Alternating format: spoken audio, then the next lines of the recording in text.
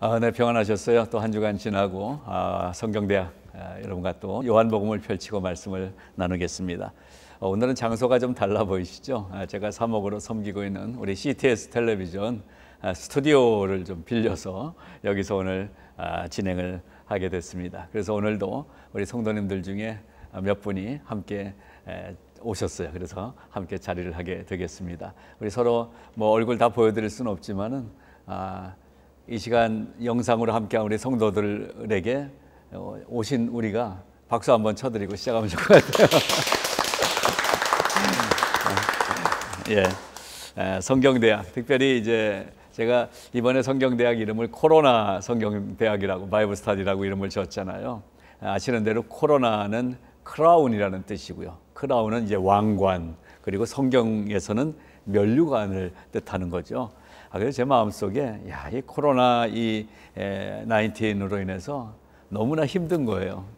가정들마다 또 한 분 한 분이 이전에 우리 아무도 경험하지 못했던 그런 상황들을 겪다 보니까 이걸 이길 힘은 어디서 올 수 있을까? 어떻게 해서 이 과정을 지나갈 수 있을까 생각하다가 뭐 방법이 없더라고요.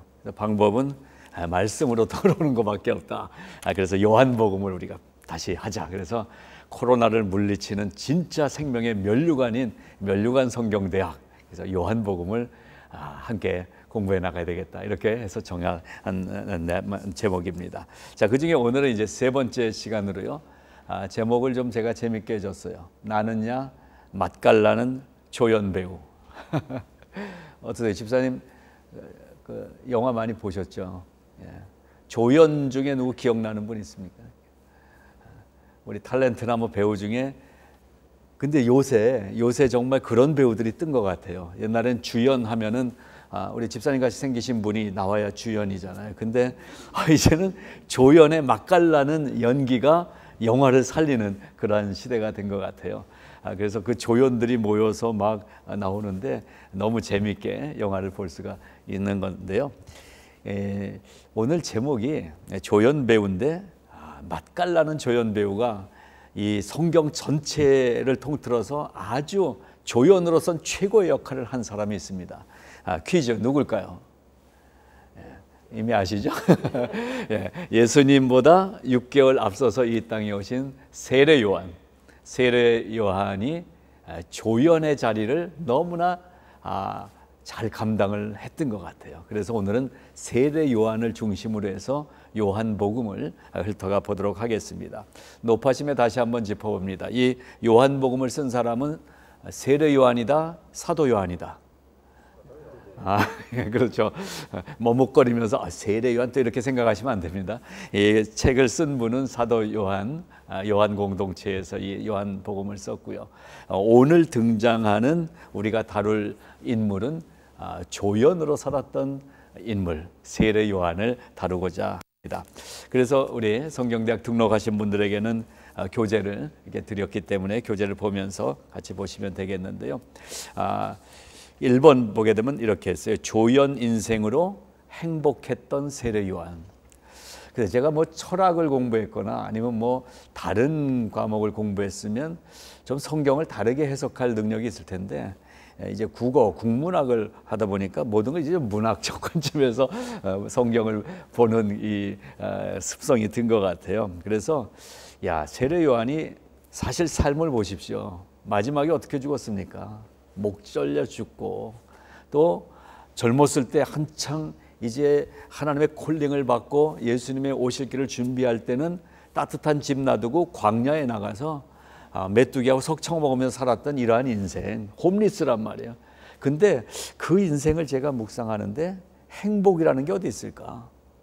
우리가 볼 때 홈리스들 누가 행복하겠어요? 거기 비 오는 날 특별히 박스 속에 들어가서 자고 이러는데, 근데 세례 요한을 제가 묵상하는데 행복이라는 단어가 떠오르더라고요. 행복했다. 그러니까 무엇입니까? 우리 요즘 이제 코로나 이 사태로 인해서 어려움들을 겪는데, 이 현실을 보게 되면 행복한 일이 하나도 없죠. 지금 뭐 행복해? 마켓도 제대로 못 가지. 아니 이 정말 아름다운 스튜디오에 왔는데 지금 마스크 끼고 앉아 있어야 되지. 이게 도대체 무슨 일입니까? 근데 보십시오. 오늘 이 세례 요한은 그렇게 어려운 그 현실의 삶을 살았는데 행복했다라는 거예요. 행복이 무엇이냐? 행복이 무엇인지 알 수는 없잖아요. 찬송가 아니죠? 그래서 행복이 무엇인지 세상이 모르더라고요. 근데 오늘 우리가 요한복음을 펼치고 보니까 세례 요한이라는 이 세상에서는 빛나는 일이 없었고 고생을 했고 마지막에 비참하게 목 잘려 죽은 이 한 인생을 볼 때에 성경이라는 렌즈를 통해서 보니까 세례 요한은 행복한 사람이었다는 것입니다. 이 세상에 누가 메시아 예수 그리스도를 직접 몇 달 먼저 와서 그 길을 예비하며 여기 이 길에 메시아가 오신다, 그분이 길이시다 라고 외친 사람이 누가 있었습니까? 세례 요한 한 분밖에 없었다는 거예요. 그런 의미에서 세례 요한의 인생은 인생의 상황과 형편에 상관없이 가장 행복했던 인물이다. 저는 그렇게 소개를 좀 해보고 싶었습니다.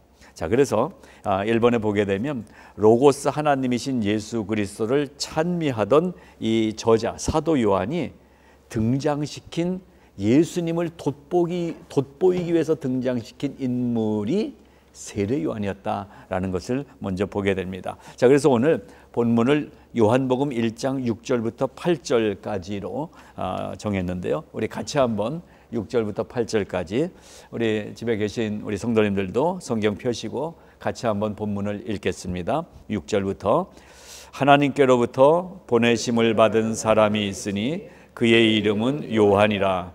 그가 증언하러 왔으니 곧 빛에 대하여 증언하고 모든 사람이 자기로 말미암아 믿게 하려 함이라. 그는 이 빛이 아니요 이 빛에 대하여 증언하러 온 자라. 야, 놀랍지 않습니까?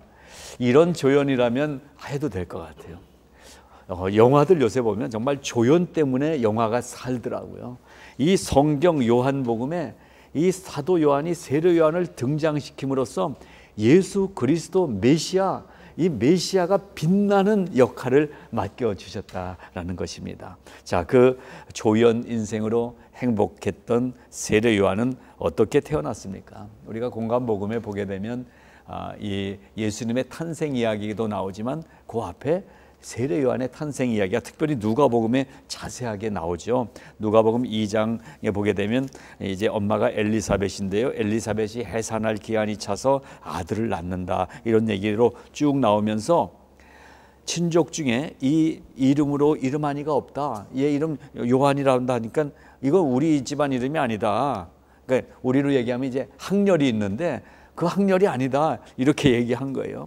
그의 아버지께 몸짓하여 무엇으로 이름을 지으려 하는가 물을 때 세례 요한의 아버지가 이렇게 얘기하죠.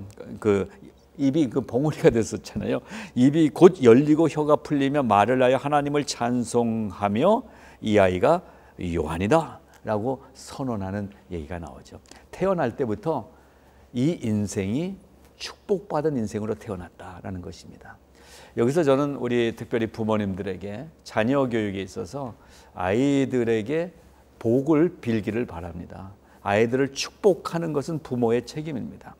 이 세례 요한은 그 인생 자체가 험난한 길이 예비되었음에도 불구하고 성경은 이 세례 요한을 조연으로 등장시키면서 이 땅에서는 누리지 못하는 가장 큰 복을 하늘에 예비해 둔 사람으로 예수님보다 앞서서 보냄을 받은 사람으로 오게 됐던 것입니다. 그런데 이 세례 요한은 나중에 자기도 스스로 얘기하지만 성경은 뭐라고 얘기합니까? 이 세례 요한은 빛이 아니다. 빛은 예수 그리스도시다. 빛이 아니요. 그럼 누구냐? 이 빛에 대하여 증거하러 온 자가 세례 요한이다 라고 말씀하고 있습니다. 어떠세요, 집사님들? 주연하고 싶으세요? 조연하고 싶으세요? 저는 이 요한복음을 읽으면서 조연 자리가 욕심이 나더라고요. 조연. 내 인생의 주연은 예수 그리스도. 내가 목사로, 내가 집사로, 내가 장로로 주의 일을 하지만 나는 조연일 뿐이다. 내가 일을 함으로써 빛나는 분은 예수 그리스도가 되길 원한다. 이 마음이 우리 성도의 마음이 돼야 되지 않을까 이런 생각을 하게 됩니다. 그래서 주연을 빛나게 하는 조연의 삶으로 살자라는 거고요. 세 번째, 주연의 부속물이 아니라 주연과 함께 빛을 내는 위치가 조연이다라는 거죠. 예전과 달리 요새 제가 영화 얘기를 자주 하는데 지금 영화에 조연들이 막 뜨고 그리고 나무 조연상, 여우 조연상 그 조연들의 맛깔나는 연기 이분들이 그냥 막 나온 게 아니더라고요. 한국 같은 경우는 대학로 거기에서 10년, 20년 무명으로 그 연극의 연기가 돼 있던 거예요. 그러니까 영화에서 발탁이 됐을 때 그 아무도 알아주지 않았던 대학로에 그냥 몇 명 앉은 자리에서 연극하던 그 연기력이 발휘하게 됐던 거죠. 아, 그렇다면 내가 조연으로 살기 위해서는 주연을 빛나게 하기 위해서 날마다 이 대학로의 배고픈 연극 배우처럼 인생이 배고파도 예수를 빛나게 하는 삶을 준비해야 되겠다. 이런 마음이 들더라고요. 그렇게 되니까 돈이 돈으로 안 보이게 되는 거죠. 예수 믿으면서도 돈이 아직도 돈으로 보인다. 한번 손 들어보시겠어요? 솔직하게. 저 돈이 돈으로 보이더라고요. 근데 돈을 저건 돈이다. 저거 있으면 좋겠지만 없어도 살 수 있다. 이런 자신감이 우리에게 생기기를 바랍니다. 자, 요한복음이라는 책을 한번 먼저 잠시 훑어보면은요. 그 당시 고대 문학에는 이제 전기 문학이라는 장르라고 그럴까요? 전기 문학적인 요소가 많았어요. 그러니까 로마 황제 시대에 일반화되어 있는 문학 형태가 전기 문학입니다. 그래서 뭐 일리어드, 오디세이 이런 것도 보게 되고 그 당시 글을 보게 되면 어떤 한 개인, 황제 아니면 어떤 장군 이런 주연이 될 만한 사람들을 조명하는 형식으로 전기 문학이 발전했을 때가 이 고대 문학이거든요. 그 문학의 시대에 지금 이 요한복음이 쓰여지고 있는 거예요. 근데 거기 보니까 개인을 조명하는 형식 또 이제 자료를 쭉 나눠서 적절하게 배열을 하고 여러 가지 장치들을 만들어 가게 되는데 이 요한복음 또한 전기 문학적인 요소가 있습니다. 이 문학적인 분류로 봤을 때 이 문학적인 분류가 한 7장 정도까지 1장 1절부터 18절까지 이제 프롤로그식으로 이제 설명이 돼 나오고요. 그리고 거기서 몇 절 더 가서 예수의 삶은 이런 것이 될 것이다라는 것을 보여주는 문학적으로는 전기 문학적인 성격을 가지고 성경이 쓰여지고 있습니다. 그래서 이 부분에 있어서 유명한 학자들도 이 전기 문학의 관점에서 요한복음 앞부분을 설명을 했는데요. 유명한 사람이 이제 칼슨이라는 사람하고 모리스라는 신학자가 있는데 이분들은 1장 1절부터 18절이 뭐냐면 본래 하나님을 본 사람이 없으되 아버지 품속에 있는 독생하신 하나님이 나타내셨느니라 라고 예수님을 이제 얘기해 주고 있는데요. 바로 거기까지가 전기 문학적인 관점에서 요한복음의 주인공이신 주연이신 예수 그리스도를 조명을 하는 부분이 거기까지다라고 분류를 한 사람이고요. 거기에 또 이제 벤 위터링턴이라는 신학자는 1장 14절까지 이는 혈통으로나 육정으로나 사람의 뜻으로 나지 아니하고 오직 하나님께로부터 난 자들이니라 하면서 메시아 주연이신 예수 그리스도를 받아들이는 사람들에 대한 얘기까지 정리를 한 다음에 14절부터 18절, 15절부터 18절까지는 세례 요한이 증언한 내용으로 이 전기 문학적인 관점에서 보는 예수 그리스도, 빛이신 예수 그리스도를 조명했다. 이렇게 분류를 하고 있습니다. 지금 요거 잠깐 전기 문학을 얘기한 건요. 우리 성경대학이 교회에 사는 성경대학이지만 조금 수준 있어 보이려고 제가 그냥 넣은 거예요. 그러니까는 지금 모르셔도 돼요. 그거는. 예. 자. 요한복음이 그러면은 이 학자들이 18절까지를 프롤로그다라고 했는데요. 이 프롤로그에서 다루고 있는 주제는 뭐냐 하면 아주 심플합니다. 이제 요한복음 전체에서 얘기할 예수 그리스도를 그리고 예수 그리스도를 보내신 성부 하나님을 찬양하는 이야기가 프롤로그로 만들어지고 써지고 있는 것입니다. 그래서 거기 3번을 보시면은요. 요한복음의 프롤로그는 한 편의 시와 같다라고 웨더링턴이 이 설명을 했습니다. 즉 예수 그리스도를 어떻게 찬양했냐면 예수 그리스도가 우리가 첫 시간에 배웠지만 외국 단어 하나 배웠죠. 로고스, 로고스. 태초에 말씀이 계시니라. 이 말씀이 하나님과 함께 계셨으니 이 말씀은 곧 하나님이시니라 라고 했을 때 그 로고스가 말씀이라는 뜻인데 말씀은 누구냐? 말씀은 예수 그리스도시다. 이걸 배웠잖아요. 그래서 말씀이신 로고스를 찬양하고 있는 이야기가 1절부터 18절까지 계속되고 있습니다. 그래서 이 신앙생활을 처음 할 때 저는 이 요한복음 공부를 이제 권해드리고 싶어요.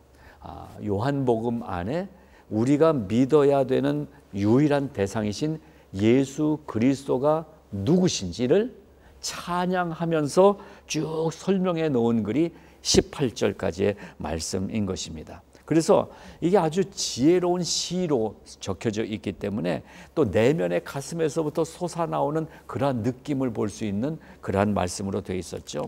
그래서 제가 벌써 한 25, 6년 전이네요. 성경을 창세기부터 요한계시록까지 쫙 다 이제 통독을 했잖아요. 그래서 상품화도 시키고 그러다가 이제 이 녹음된 파일이 그 당시 이제 카세트죠. 중국으로 들어가고 또 북한에서 탈북하신 분들이 나중에 어떤 분 얘기 나누는데 제가 읽은 성경 테이프를 북한에서 들었다고 그러시더라고요.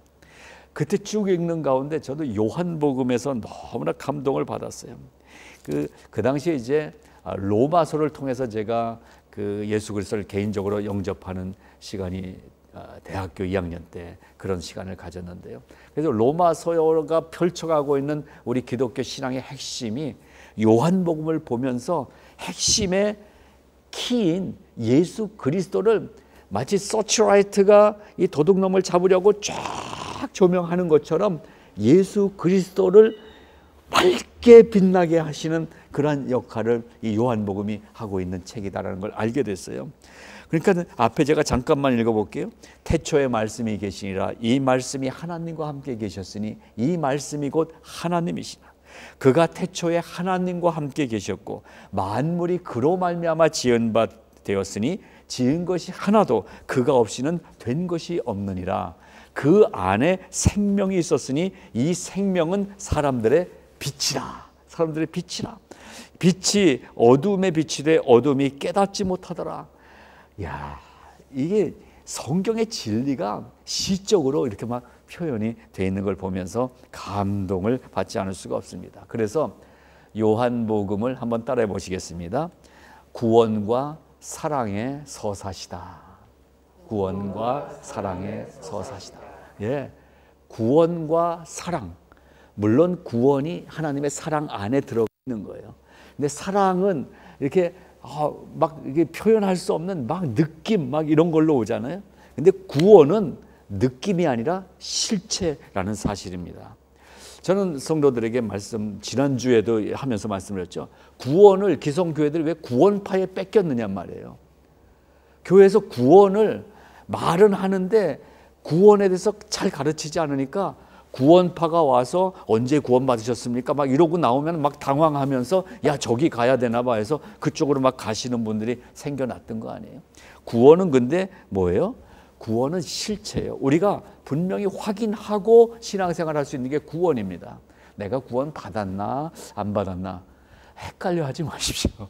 구원 받은 것입니다. 하나님이 주신 선물인 것입니다. 그리고 그것에 대해서 우리가 인정하고 선포하면서 우리는 구원받은 자로서 살아가는데 구원받은 그러면 실제적인 증거가 뭐냐면 예배할 수 있다는 것입니다. 예배자가 된 것. 구원받지 않은 사람은 예배를 드리지 못합니다. 예배를 할 수가 없어요. 구원받은 자에게 주신 특권인 것입니다. 뭐 교회 가면 다 예배 드리는데요. 뭐. 그러니까 하나님이 이렇게 교회 와서 예배 못 드리는 기간을 마련하신 거예요. 진짜와 가짜를 지금 좀 분별하시기 위해서. 교회 와서 여러분 다 능력들이 있으시잖아요. 안 들킬 능력. 예수 잘 믿는 것처럼 안 들킬 아주 능력자들이에요. 여러분 어떠세요? 지금까지 안 들키고 교회 잘 다니고 신앙생활 잘하는 것처럼 보였잖아요. 근데 이제 혼자서 예배 드리니까 어떠세요? 혼자서 내가 예배를 드리지 못하고 있다. 그러면 한번 확인해 보셔야 돼요. 구원받은 사람은 예배할 수 있는 사람입니다. 함께 예배하든 목장 소그룹으로 예배하든 아니면 아무도 없는 데서 혼자 예배하든 그 증거가 바로 얼마 전에 한 3년간 북한에 잡혀 있다가 이제 나오게 되신 캐나다 토론토 큰빛교회 우리 이면수 목사님 3년 가까이 낮에 노동하고 그리고 주일에는 이제 노동을 안 시켜서 그래도 성경책을 구하게 돼서 혼자 3년을 매일 예배를 드렸는데 혼자서 30분 1시간 예배 드린 게 아니라 주일 하루 온종일 8시간 10시간을 예배 드렸다고 간증하지 않으십니까? 혼자서도 예배할 수 있다는 게 증명이 됐잖아요. 우리도 혼자서 예배하면 좋겠어요. 엊그제 뭐 성함을 밝혀도 되겠죠. 우리 한나 사모님, 우리 광염교회 정우성 목사님 사모님 잠깐 이제 만나서 교제하는데 아드님이 좌슈아인데 아들 얘기를 하시더라고요. 이 아이가 12월 10일인가 혼자서 거라지에서 찬양하고 한 4시간 5시간 찬양하다가 새로운 콜링을 받은 거예요. 물론 그 전에 아주 신실하게 교회 잘 섬겼는데 이제 20대인 이 젊은 아들이 찬양하다가 콜링을 받게 되고 거기서 하나님의 음성을 듣게 되고 주의 종으로 아버지 목사님 앞에 야 목사님이 되겠습니다 얘기했다는 것을 듣게 됐습니다. 그렇습니다. 우리는 하나님을 만나게 되면 혼자서도 예배할 수 있는 진짜 능력자들이 되는 거고요. 저는 우리 성화교회 성도님들이 다른 거 저는 바라지 않습니다. 헌금 10만 불 해주시겠다고요? 네, 감사합니다. 근데 그거보다 예배 드리세요. 예배를 혼자 드릴 수 있어야 되는 것입니다. 그렇게 예배 드리다 보면 마음에 영혼에 대한 갈증이 생겨요. 저 사람도 예수 믿어야 되는데. 그래서 예배자는 반드시 다음 단계가 뭘로 나가냐면 전도자가 되는 것입니다. 전도할 수 있게 되는 거예요. 그래서 예배자가 되고 전도자가 돼서 나가는 우리의 삶, 그것이 구원의 실체인 것입니다. 그래서 왜 우리가 구원의 확신이 없냐면 구원 받았나 봐, 뭐 아니면 사투리라면 구원 받안 뭐야? 전라도 사투리 뭐라고 그래요? 그래서 구원 받았나 봐, 뭐 이러면서 야 받았대. 근데 실제 삶이 없어요. 그러니까 들리는 거죠. 근데 여러분 예배를 드려 보십시오. 그리고 혼자 전도 한번 나가 보십시오. 그러면 내가 구원받은 자라는 확신을 하나님이 주세요. 그 구원받은 자로서 삶을 사랑이라고 표현하는 것입니다. 바로 이 앞에 예수 그리스도를 찬양하는 내용이 구원과 사랑을 노래하는 찬양시다라는 것입니다. 누구를 찬양해요? 메시아 예수 그리스도를 찬양하고 있다. 그래서 이 요한복음의 앞부분 프롤로그는 구원과 사랑의 서사시다 이렇게 붙여보는 것입니다. 그래서 이 시는 마땅히 우리 모든 인생들에 의해서 오직 하나님, 성부 하나님과 성자 로고스 예수님께 드려지는 찬양이 되는 것입니다. 그러니까 오늘 이제 6절부터 8절 보지만 다음 주 다음 주까지 한 18절까지 볼 텐데요. 이 프롤로그를 보는 거예요. 하나님을 찬양하는 이야기를 우리가 나누는 것입니다. 자, 그래서 이 찬양시에 4번 초대받은 세례 요한 이렇게 소제목을 썼습니다.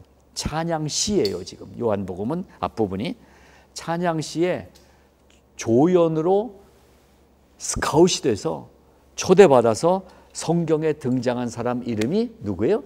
세례 요한이다라는 것입니다. 그래서 그 첫 번째 같이 한번 읽어보겠습니다. 동그라미 된 1번 거룩한 하나님을 찬미하는 자리에 세례 요한을 초청했다라는 것입니다. 6절부터 8절 아까 우리가 읽었죠.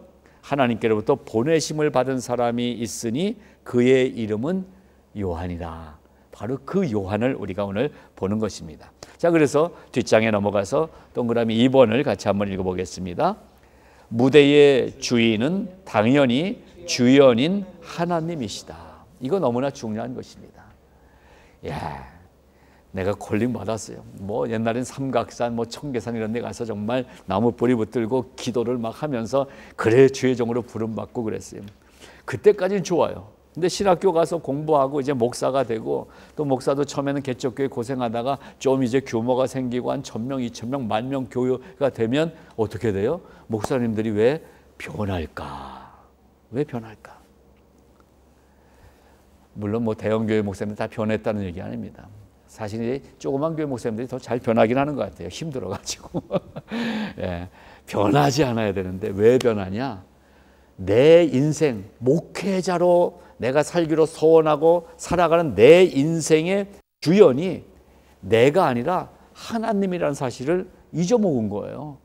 그러니까 내가 이제 다들 권사님들, 집사님들, 장로님들이 목사님 뭐 은혜 많이 받았습니다. 목사님 좋은 차 타셔야 됩니다. 이러니까 이제 착각을 하기 시작하는 거예요. 제가 목사 되고서 제일 좋은 게 뭐라고 그랬어요? 목사 욕할 수 있는 게 제일 좋다고 그랬잖아요. 제가 목사 욕하니까 괜찮죠. 여러분 속도 시원하시고요. 그렇습니다. 제 인생의 주인이 제가 아니기를 기도하는 거예요. 요즘도 기도의 첫 시작은 그겁니다. 하나님, 내 인생의 주인공은 하나님이 되어주세요. 저는 세례요한처럼 조연의 삶을 살기 원합니다. 이러한 기도를 하게 되는데요. 저는 우리 성도님들도 우리 교인들이 다른 거 없는 것 같아요. 낮아지는 게 뭐가 낮아지는 거예요? 내가 주연 노릇하면 높아지는 거잖아요. 뭐 주방에서 책임 한번 소뚜껑 한번 잡으신 권사님들 주연 노릇 하시느라고 막 힘드시더라고요. 갖고 가면 안 된다 막 이러는 분들도 많으시대요. 근데 교회에서 무슨 일을 맡았을 때 이것이 내가 지금 책임자가 아니라 청직이다. 그래서 오늘 청지기 목장 식구들을 모시고 온 거예요. 청지기, 우리가 주인이 아니라는 거죠. 그거 인정한 목장이잖아요. 대단한 목장이세요. 우리는 종입니다. 그냥 이거 고백한 것입니다. 자, 그런데 왜 저자는 조연인 세례요한을 자꾸 이렇게 지금 높이나 처음에 자꾸 세례요한 얘기를 하나? 왜 그럴까요? 조연을 빛나게 하면 조연이 빛나게 하는 게 아니라 주연이 빛나더라고요. 그리고 주연이 빛나는 게 아니라 주연을 통해서 흘러가는 전체 영화 스토리가 빛나더라고요. 그래서 지금 사도 요한은 세례 요한 얘기를 앞부분에 펼쳐놓고 있는 것입니다. 자, 그러면 A번 거기 보겠습니다. 로고스 예수를 세상에 증언한 세례 요한을 사람들에게 알려주고 싶은 마음이 사도 요한에게 있었다는 거예요. 자, 세례 요한은 어떤 말씀을 선포했습니까? 정말 위대한 말을 광야에서 선포했어요. 29절에 나오는데요. 그거 한번 제가 써놨죠. 한번 같이 읽어보겠습니다. 보라, 세상 죄를 지고 가는 하나님의 어린 양이로다. 조연이 주연을 소개하는 거예요. 나는 빛이 아니고 나는 그냥 광야에 떠도는 소리일 뿐입니다. 저기 진짜 주연 배우가 오십니다. 그분은 세상 죄를 지고 가는 하나님의 어린 양 예수 그리스도이십니다. 세례 요한이 그렇게 외쳤던 것입니다. 그래서 세례 요한은 예수를 위해서 자기 자신을 철저하게 내려놓습니다. 자기를 부정합니다. 자기 부인을 합니다. 어떻게? 세 가지입니다. 제자들이 십자가 처형 현장에서 예수가 하나님의 아들이심을 증언하지 못했고요. 심지어 도마는 부활하셨는데도 믿지 못했고요. 사도 요한 본인도 부활의 무덤에 가 있었지만 자신 있게 거기서 자기를 나타내지 못했던 쫄장부의 모습을 보여주고 있습니다. 이러한 자기 자신을 예수의 제자라고 얘기하지 못했던 부끄러운 인생. 우리는 예수 믿어온 30년 인생, 예수 믿어온 집사로서의 인생, 정말 어려움이 왔을 때 내가 예수님의 제자입니다. 나는 예수님을 믿습니다. 이 얘기를 할 수 있겠느냐라는 질문을 세례 요한을 통해서 우리에게 반면교사로 보여주고 있다라는 것입니다. 거기 보게 되면 기생 라합이 구약에 나오죠. 세례 요한도 충분히 성경에 기록될 가치가 있습니다. 성경은 놀라운 것이요. 착한 사람, 잘된 사람, 부자, 능력 있는 사람만 소개한 게 아니라 성경 전체 스토리를 보면 너무나 저런 사람을 왜 다뤄? 할 정도로 우리가 꺼려하는 인간들도 성경에 여러 명 등장을 하죠. 그 중에 기생 라합 이야기가 나왔지만은 라합 이름만 갖고는 모르는데 그 직책까지, 그 직업까지 나왔잖아요. 직업이 뭐였어요? 기생이 되는 거예요. 기생. 술집 여자. 근데 그 기생 라합이 성경에 딱 올라와요. 근데 또 어떤 그 계보에 올라와 있어요? 예수 그리스도의 계보에 올라와 있어요. 성경은 사람을 차별하지 않습니다. 여러분 그렇습니다. 하나님은 사람을 차별하지 않습니다. 교회에 혹시 뭐 어떤 일로 시험 드신 적이 있습니까? 교회는 사람들 모임이기 때문에 좀 덜 떨어진 인간도 있어요. 좀 모자란 인간도 이렇게 목사하고 있어요. 그러다 보니까 시험을 줄 때가 있어요. 근데 성경은, 하나님은 사람을 차별하지 않으십니다. 아니, 하나님은 적극적으로 한 사람 한 사람을 사랑하십니다. 오늘 이 시간 여러분에게 목사로서 말씀드립니다.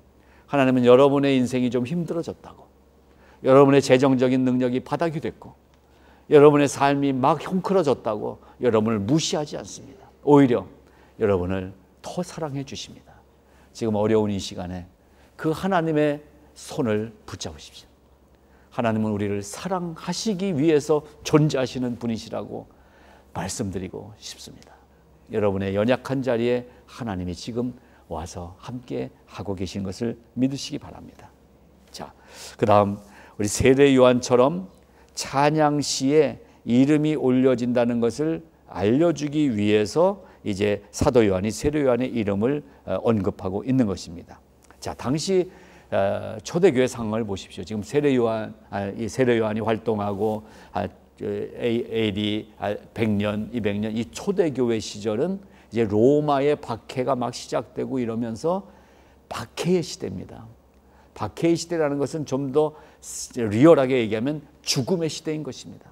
그래서 마침 요즘 우리가 오늘 이 공부하는 게 너무나 비슷한 것 같아요. 코로나 바이러스. 코로나를 본 사람은 아무도 없어요, 지금. 뭐 학자들 몇 사람 그 코로나 병균 현미경으로 해갖고 겨우 본 사람 몇 명밖에 없어요. 근데 무서워. 코로나라는 게. 야, 옛날에 한국에 코로나 자동차도 있었나 모르겠고, 코로나는 정말 크라운, 얼마나 좋은 이름입니까? 단어입니까? 면류관, 왕관. 그런데 지금은 코로나가 죽음의 상징이 됐단 말이에요. 죽음의 공포를 안고 사는 시대가 됐어요. 우리가 사실은 죽음의 공포 때문에 마스크 하는 거 아니에요? 병균이 나한테 오면 어떡할까? 그 당시의 교인들처럼 바로 그러한 시대입니다. 그러나 사도 요한은 어쩌면 세례 요한에 대한 영적 열등감을 극복하기 위해서일지도 모른다라고 이렇게 주장하는 학자도 있더라고요. 이건 제가 재밌어서 써놨어요. 근데 이건 아닐 거예요. 사도 요한이 지금 인생을 다 마무리해가는 이 시점 가면서 예수님과 동행했던 시점을 만나면서 예수님과 세례를 쓰는데, 야, 세례 요한의 뭐 열등감 때문에 그런 건 아닌 것 같아요. 그래서 다음번 보게 되면 예수를 증언하면 세례 요한처럼 예수님의 족보에 올라갈 수 있다는 희망을 주기 위해서 세례 요한을 썼지 않았을까라는 설에 저는 좀 동의하고 싶습니다. 뭐예요? 아까 얘기한 것처럼 전도하는 사람은 성경에 기록되어 있잖아요. 우리 이름이 어디에 기록돼요? 생명책에 기록된다는 거예요. 예. 전도하는 거예요. 바로 예수를 증언하면, 저는 말을 잘 못해서요. 여러분 괜찮습니다. 전도를 오해해서 그래요. 언제 여러분이 말로 전도하라고 성경에 되어 있습니까? 삶으로 전도하는 거예요. 삶으로. 세상에서 요새 전도하는 말 듣고 예수 믿는 사람은 얼마 없을 거예요. 워낙 예수쟁이들은 말을 잘하니까. 근데 뭘 잘해야 돼요? 삶이 보여져야 되죠. 그러면 예수가 증거되는 거예요. 우리의 삶이 증거돼요. 그게 전도다는 거예요. 그렇게 해서라도 예수를 우리가 증언하게 되면 세례 요한처럼 예수님의 반열에 우리가 예수님의 제자로 올라갈 수 있는, 이름이 올라갈 수 있는 자리를 약속해 준다. 그것 때문에 세례 요한 얘기를 지금 더 쓴 것 같다라는 것입니다. 또한 성경의 모든 인물들의 삶은 모두 다 누구에게로 향해 있어요? 세례 요한의 삶은 누구에게로 향해 갑니까? 예수께로 향하고 있어요. 이 배반했던 제자들, 이제 예수님의 그 부활하신 후에 만남을 통해서 또 이 오순절 성령 강림을 통해서 성령을 체험한다면은 변화를 받게 되죠. 그 후에 제자들은 어떤 삶이 됐어요? 모든 삶이 예수에게로. 그렇습니다. 우리도 예수님에게로 삶이 집중되는 인생으로 변화되시기를 바라는 것입니다. 무엇이 지금 나의 삶의 목적인가? 어디로 가는 길이 나의 갈 길인가? 이 시대를 지나면서 여러분 오늘 요한복음을 통해서 다시 한번 확인하시기 바라는 것입니다. 내가 갈 길은 길이 되어주신 예수 그리스도를 따라가는 길, 거기다. 이것을 확증하시기 바랍니다. 자, 세 번째로 왜 사도 요한이 세례 요한을 언급을 이렇게 했는가라는 세 번째입니다. 사도 요한이 자신의 믿음을 실천적 구체적으로 옮기겠다는 공개 선언을 이제 요한복음을 통해서 하기 위해서 세례 요한이라는 인물을 보여줬던 게 아닌가. 세례 요한이 이 젊은 30년의 생을 살면서 예수를 위해 목을 내놓은 것처럼, 마치 윤동주의 십자가에 나오는 것처럼 내가 목을 들이우고 가겠다. 그런 고백이 나왔던 것처럼 사도 요한도 세례 요한의 삶을 보면서 또 이제 내 생을 하나님께 드린 진짜 제자로 살겠다는 것을 이렇게 요한복음을 쓰면서 보여주고자 했던 것이 아닌가라는 것입니다. 그래서 우리가 이 사도 요한이 이것을 배운 것 같아요. 세례 요한에게. 세례 요한으로부터 배운 사도 요한의 인생의 교훈은 무엇일까? 아까 8절 말씀이었는데요. 그는 이 빛이 아니요 이 빛에 대하여 증거하는 자로 살았다라는 거죠. 여러분 우리가 예수님을 증거하는 자로 살기를 바랍니다. 정말요. 예수 믿으면 대박이 난다. 그런 마음들로 교회 오신 분들도 꽤 많으신 것 같아요. 처음에는 용서해 드립니다. 괜찮아요. 처음엔 그래도 와도 돼요. 오셔야 돼요. 어쨌든. 근데 이제는 교회에서 직분도 갖고 오랫동안 예수를 이제 10년, 20년, 30년만 믿어가는데도 늘 기도하면 기도의 내용이 딱 요 박스 안에 들어가 있어요. 나, 우리 와이프, 우리 자식, 우리 형제, 여기까지만 있어요. 이거 넘어서야 된다는 얘기예요. 그렇습니다. 우리가 내가 목적이 아니라 빛이신 예수 그리스도를 증거하는 자로서 살아야 되겠다. 그러기 위해서 겸손의 자리.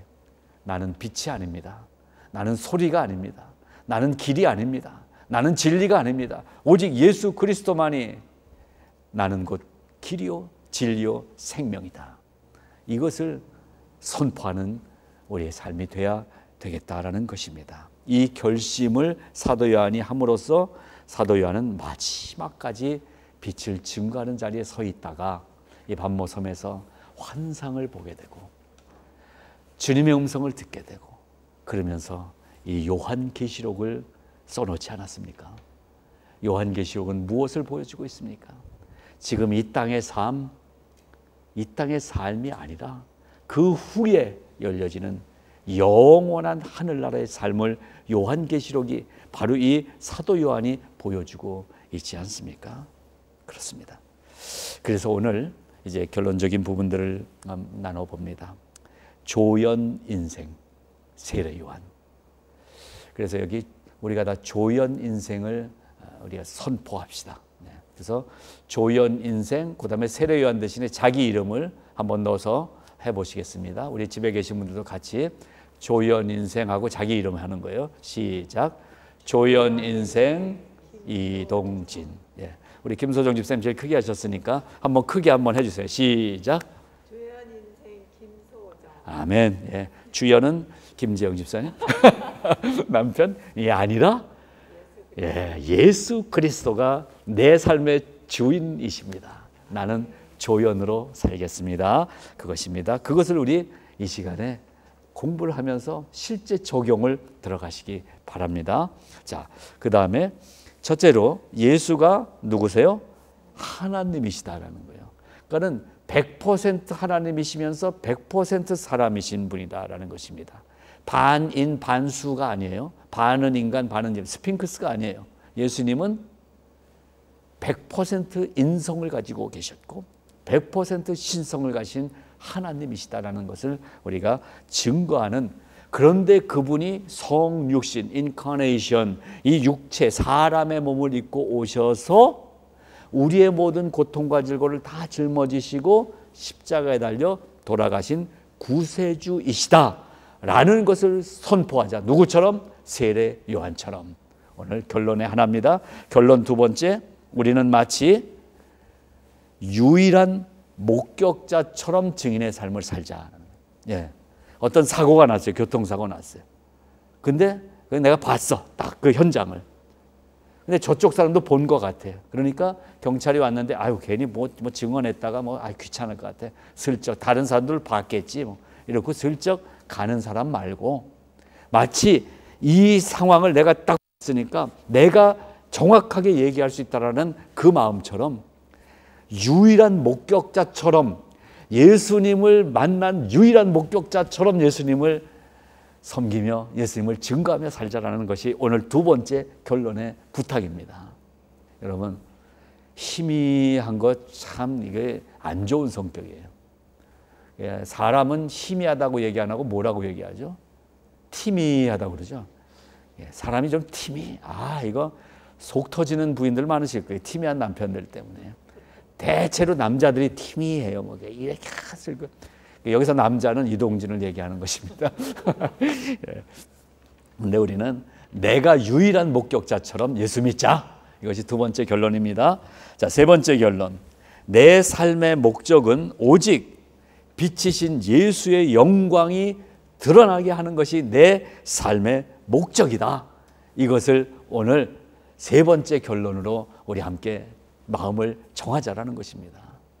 물론 여러분 인생에 목표는 있어요. 목표를 얘기하는 게 아니에요. 지금 목표는 여러분 원베드 계신 분들은 뭐 3베드 정도까지 목표 두고 그래도 또 해야죠. 그리고 우리 자녀들 이왕이면은 공부도 잘해서 애들한테 예수님을 믿는 아이가 본이 될 수 있도록 도와주는 거, 이건 우리의 목표예요. 지금 얘기하는 건 목적은 뭐여야 돼요? 예수 영광이에요. 그래서 코로나 성경대학으로 제가 이름을 붙인 거예요. 코로나가 면류관의 영광이거든요.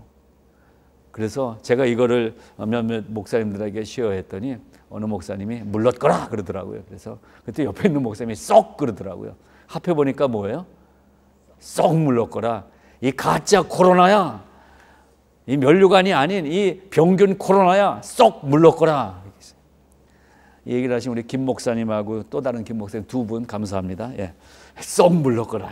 선포할 수 있는 거예요. 우리가 크라운의 사람이기 때문에. 자, 네 번째 오늘 우리의 결론. 어떻게 예수를 빛나게 할 것인가의 답입니다. 그걸 한번 읽어보시겠습니다. 나를 철저하게 부인해야 된다. 시작. 나를 철저하게 부인해야 된다. 그렇습니다. 예수님을 빛나게 하기 위해서는 내가 죽어야 되는 것입니다. 내가 죽어야 되는 거예요.